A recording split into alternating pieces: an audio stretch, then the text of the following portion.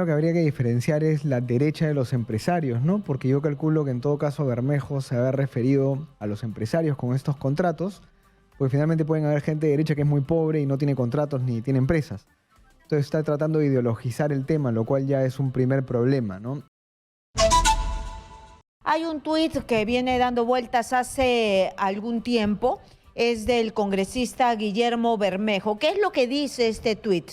La derecha no quiere que Dina Boluarte renuncie, necesitan que se quede hasta el 2024 y firme contratos mineros y de hidrocarburos por un valor de 54.000 millones de dólares y dejar enganchado al país por 30 años. Una vez asegurada su fortuna, le tirarán al tacho como al limón de emolientero. Eso es lo que dice, ¿no? Inmediatamente, Carlos Anderson, congresista, le respondió: ni este ni el próximo año se vence ningún acuerdo de estabilidad tributaria de inversiones en minería. Lo mismo sucede con la inversión petrolera. Ojalá se materializaran inversiones por 54.000 millones. El Perú sería otro. Creo que necesitas inventar otra narrativa. Es decir, le está diciendo mentiroso. Así que después que se pelean en el Twitter, nosotros hemos invitado a un especialista. Nosotros estamos aquí en estudios con José Ignacio Beteta, presidente de la Asociación de Contribuyentes del Perú. Bienvenido, señor Beteta, a Exitosa. Muchísimas gracias. Muchas gracias por estar acá. El señor Guillermo Bermejo, congresista de la República, públicamente ha dicho que Dina Boluarte, según la derecha, no puede renunciar porque necesita que se quede hasta el 2024 y que firme contratos mineros y de hidrocarburos por un valor de 54.000 millones de dólares, ¿no? Y dejarnos enganchados al país por 30 años más. ¿Esto lo que dice él es verdad? En realidad, están por vencer los contratos ley y lo que la derecha necesita es que Dina Boluarte firme y que nos dejen enganchados, como dice él, por 30 años más. Bueno, lo primero que habría que diferenciar es la derecha de los empresarios, ¿no? Porque yo calculo que en todo caso Bermejo se ha referido a los empresarios con estos contratos, porque finalmente pueden haber gente de derecha que es muy pobre y no tiene contratos ni tiene empresas. Entonces está tratando de ideologizar el tema, lo cual ya es un primer problema, ¿no? A ver, Carlos Anderson cuando le responde, el congresista Anderson cuando le responde a Bermejo en Twitter, efectivamente usa una tabla, es un estudio del Instituto Peruano de Economía, una tabla muy sencilla, en donde se ve cuáles son los contratos de estabilidad tributaria, mal llamados contratos ley, que vencerían en los siguientes años, ¿no? Y de hecho ya vencieron varios antes del 2020, y los que van a vencer vencen en el 2027, 2029, otro en el 2027, 2031 y 2030. Estos es decir, ninguno en 2026 y menos cuando se va a ir Dina Boluarte. Exacto, ni en el 24, ni en el 25, ni el 26, que Dina Boluarte sería eventualmente la presidenta, ¿no es cierto?, del Perú, vence ningún contrato de estabilidad tributaria, que ese es el nombre correcto, ¿no? No es un contrato ley, es un contrato de estabilidad tributaria. Entonces el señor Bermejo efectivamente está mintiendo, es una primera mentira, ¿no? Bueno, entonces miente cuando dice que se van a vencer los contratos de estabilidad tributaria. Guillermo Bermejo está mintiendo. ¿Qué es lo que pasa? No sé si podemos poner nosotros la tablita de los contratos de estabilidad tributaria que ha colocado Carlos Anderson, y nosotros con nuestro especialista que maneja muy bien el tema de estos contratos, José Ignacio Beteta, presidente de la Asociación de Contribuyentes del Perú, nos puede decir de qué minera, de qué proyecto se trata. Bueno, de hecho ahí está la lista, ¿no? Efectivamente, estos son proyectos mineros, ¿no es cierto?, que han venido operando en el tiempo. Bueno, está pues Antapacá y Cerro Verde está en Arequipa, Hatbey está en Constancia, que es la zona de Apurímac. Ojo con esto, miren, ¿qué cosa es un contrato de estabilidad tributaria y por qué es bueno ver la tablita mientras lo explicamos? ¿Ya? Cuando una empresa viene al Perú, peruana o extranjera, a invertir, el Estado peruano, no desde Fujimori, desde Velasco, desde Juan Velasco Alvarado, le daba ciertos privilegios tributarios y administrativos a las grandes inversiones. A los admiradores del señor Velasco, es bueno comentarles esto. Desde la época del gobierno militar de Velasco en adelante, muchas grandes inversiones gozaban de privilegios. En la época de Belaúnde y Alan García se mantuvieron estos regímenes con distintas leyes, distintas normas. Lo único que hace Fujimori es elevar esta modalidad de contrato entre el Estado y la empresa a la Constitución. Lo pone en la Constitución. En el artículo 62 de la Constitución, si no me equivoco. ¿Para qué? ¿Para qué lo pone en la Constitución? Para que sea inamovible. Para que sea intocable. Pero ¿por qué lo hace en esa época sin justificar a Fujimori ni entrar en cosas de Fujimori? Porque el Perú en el año 90 era un país absolutamente quebrado. Entonces nadie quería venir a invertir en el Perú. El Fondo Monetario Internacional no nos prestaba dinero. El Banco Mundial no nos prestaba dinero. Nadie nos prestaba dinero. Éramos una desgracia. Estábamos muy mal económicamente. Entonces Fujimori es asesorado, evidentemente le dicen, mira, para que venga gran inversión al Perú, tú ya tienes estas modalidades de contratos desde hace años, le dicen al presidente Fujimori, calculo yo. Eleva la Constitución para que quede grabado, escrito, digamos, sobre piedra. Paréntesis, hoy en día hay muchos especialistas, entre los cuales me encuentro yo, que dudamos de si deberían seguir existiendo. Ojo, yo no creo que sea tan necesario que esté en la Constitución un régimen de contrato así tan estable. A pesar de cómo estamos, a pesar de toda la turbulencia política. Exacto. Pero no lo veo necesario en la Constitución. Entonces, si quieren cambiar algo en la Constitución, cambien eso, porque no es necesario. Puedes tener leyes que garanticen estabilidad tributaria, estabilidad administrativa a los contratos con privados, sin necesidad de que esté en la Constitución. Hay Bermejo, por ejemplo, que proponga una reforma de la Constitución por ahí. ¿Nos creerán? Bueno, acá viene el segundo tema, ¿no? Una vez que ya entendemos la historia de estos contratos de estabilidad tributaria o contratos ley, ¿por qué ocurren? Porque la minería no invierte 5 años, invierte 30 años, 40 años. Lo mismo son las inversiones de hidrocarburos. Los mismos son algunas inversiones de infraestructura, ojo, represas, hidroeléctricas, puertos, se quedan 20, 30 años. Entonces, claro, son mega obras. Son obras muy grandes en donde el Estado cambia, porque cambia el presidente, cambian los congresistas, cambian los ministros. Claro, entonces, ¿qué y hacen? ya hemos visto nosotros que en 6 años hemos tenido 6 presidentes. Necesitan estabilidad. Y con Castillo tuvimos 80 ministros.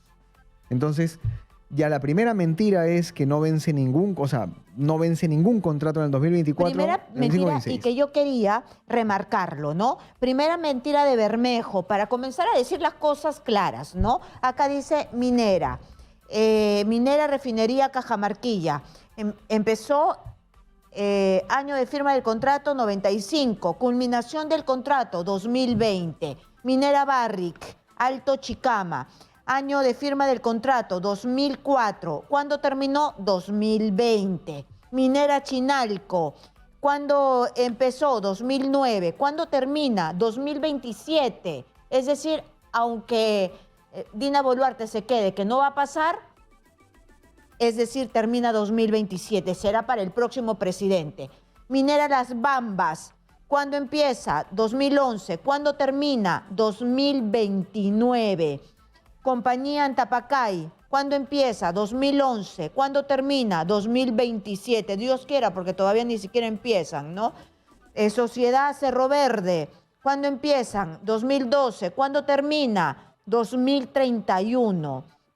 Y también Hyundai Perú, Constancia, es el proyecto Constancia, 2013, ¿cuándo termina? 2030. ¿De dónde se inventaron de que hay que firmar algo? Y además que estas inversiones en este momento están con serios problemas, ¿no? Además, claro, además que, digamos, hablar de contratos que vencen este año, lo cual es falso, y para colmo, pensar que esos contratos son malos, ya es la segunda mentira, justamente a lo que íbamos, ¿no? O sea, cuando uno estudia por qué el Estado tiene que darle estabilidad a los inversionistas, es justamente porque en los 90 nos iba mal y ahora nos va muy mal también. ¿Quién está viniendo a invertir en este momento al Perú? Ninguno. Se están yendo a Chile, se están yendo a Colombia. Se están yendo a Colombia muchas empresas que podrían venir acá. Entonces, claro, además de hablar de estas cosas falsas, ahuyentas la inversión Y generas en la población esta especie de idea de que hay una especie de contrato oscuro entre, ¿no? entre el Estado y las empresas. No. Los estados y las empresas aquí en Sudáfrica, en Australia, en Canadá, en Kazajistán, en cualquier país del mundo, los estados firman contratos con las empresas privadas. ¿A quién se le puede ocurrir que eso no ocurra? En cualquier país desarrollado, los estados firman contratos con empresas privadas cuando, como bien lo dices tú, van a hacer mega obras. Porque ya son obras tan importantes que ameritan una inversión muy grande y mucho tiempo, ¿no? Y además que tienen veedores, ¿no? Hay muchísimas ONGs y además organizaciones que ven cómo las empresas, especialmente las extractivas, afectan el medio ambiente. No es que vienen, hacen, destruyen y se van. Además de la fiscalización a las empresas mineras, que es muy fuerte de las ONGs, de la OEFA, digamos, que es el organismo supervisor y de fiscalización ambiental, tienes evidentemente asociaciones como la nuestra, la Asociación de Contribuyentes del Perú, que está todo el tiempo viendo cómo se usa la plata de los contribuyentes. Y lo que ha pasado el año pasado en el país es que se ha devuelto muchísimo dinero. Es decir, el Estado peruano no le falta dinero. El Estado peruano tiene un presupuesto de casi 190.000, 200.000 millones de soles en promedio en los últimos 2-3 años. Y de esa plata devuelven el 25% al MEF, al Ministerio de Economía y Finanzas, porque los gobiernos regionales, las municipalidades y los ministerios no están usando el dinero para hacer puentes, para poner agua, para poner luz, para poner salud, educación. Entonces, volvemos a lo mismo, ¿no? En vez de estar tratando de satanizar la relación de las empresas con el Estado o hablar mal de la inversión privada, vamos a donde está el verdadero problema. El verdadero problema está en que tenemos un montón de dinero en el Estado que no se usa o que se roba, ¿no? La Contraloría lo dijo también, el 13% del presupuesto del Estado peruano se va en corrupción. 13% son 25.000 millones de soles más o menos al año. Entonces, hay que poner el foco donde están los problemas, no en estos mitos, en estas narrativas, como dicen. Todo se puede mejorar. De hecho, de que una empresa extractiva siempre lo puede hacer mejor para que no haya ningún tipo de afectación en la ecología. Pero usted ha dado en el clavo. ¿Dónde está el escollo? ¿Dónde está eso que se puede mejorar? Porque yo digo, si hay una sarta de ineptos en los gobiernos municipales, hay una sarta de corruptos en los gobiernos regionales, ¿qué hace el gobierno nacional para tratar de encauzarlos, darles técnicos, ya que los chiquitos no pueden sacar pues el San Martín y decirles por aquí tienen que ir? Es una muy buena pregunta. Aquí yo hago 3 comentarios. El primero es la famosa descentralización, ¿no? Nunca fue realizada de la manera correcta. No hubo una descentralización adecuada. Entonces, transferimos servicios que no debimos transferir, así nomás a la ligera, como por ejemplo salud y educación. Se hizo mala transferencia y no transferimos otras cosas que sí se debieron transferir. Entonces, por ejemplo, las capacidades y, digamos, toda la parte de recaudación tributaria que es muy mala en las regiones y que no funciona. Entonces, el primer problema es la descentralización. El Perú no es un país descentralizado correctamente. No tenemos los gestores en las municipalidades, en los gobiernos regionales que sepan utilizar el dinero. Ese es el primer punto. El segundo punto, y lo has dicho muy bien, yo me sigo sorprendiendo de la cantidad de políticos, funcionarios que ganan un sueldo al final del mes, a pesar de que no hacen nada, y que están calentando banca en un ministerio o en algún lugar en el centro de Lima, en algún espacio de alguna entidad pública. Tú sabes que del 100% del presupuesto del Estado, casi el 60% se ve en sueldos.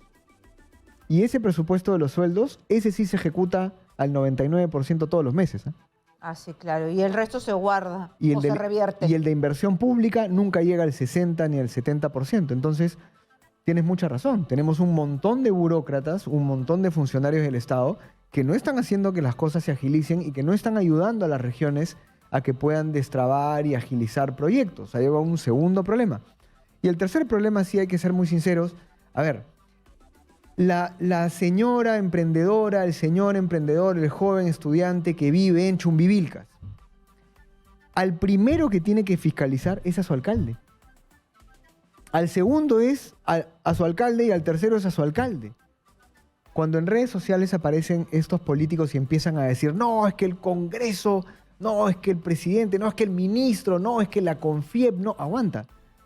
El primer funcionario del Estado que debe velar por el ciudadano es el que está a su costado. Exitosa. Es el alcalde, el teniente alcalde, el alcalde provincial, el gobernador regional.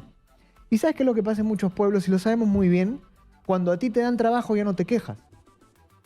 Entonces, ¿qué hacen los alcaldes? Le dan trabajo al primo, le dan trabajo al amigo, le dan plata al sindicato por acá, le dan plata a este colectivo de aquí, al frente. Y claro, entonces nadie se queja de ese alcalde por el cual votaron y que no está usando el dinero bien, se lo roba o se la regala a sus familiares y amigos, ¿no es cierto? Y entonces no tienen agua, no tienen luz. ¿Y a dónde se van a protestar? A Lima, porque obviamente las ONG les dicen que en Lima están los privilegiados y los millonarios. Entonces, la población, nosotros, los ciudadanos, tenemos una responsabilidad muy grande, ¿no? Ya es tiempo también de echarnos un poco la culpa a nosotros mismos y decir No, de mirarnos por quién al votamos. espejo, ¿no? Exactamente. Mirarnos al espejo. Muy bien, ha quedado clarísimo y de hecho que vamos a volver a conversar porque todavía vienen las elecciones, todavía hay que ver qué es lo que están haciendo los alcaldes, los gobernadores, qué es lo que, bueno, los que acaban de entrar, pero cómo dejaron, el desastre que dejaron los anteriores para no volver a cometer los mismos errores. Ha estado con nosotros José Ignacio Beteta, él es presidente de la Asociación de Contribuyentes del Perú. Muchas gracias por estar aquí.